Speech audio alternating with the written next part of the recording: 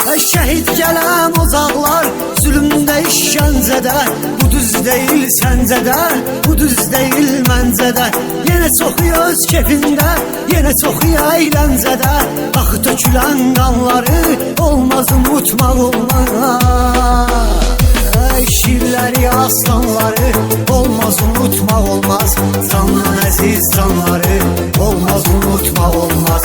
Anamız Azərbaycanın dağ çəkilib köksünə, dağ kimi oğlanları olmaz unutmaq olmaz. Şərəfli tarixin Azərbaycan yazıb, yurda azadlıq sözün hər tökülən qan yazıb. Hər şəhid öz qanıyla bir ayrı dastan yazıb, yazılan o dastanları olmaz unutmaq olmaz. Şirləri, aslanları olmaz unutmaq olmaz. Candan əziz canları olmaz unutmaq olmaz.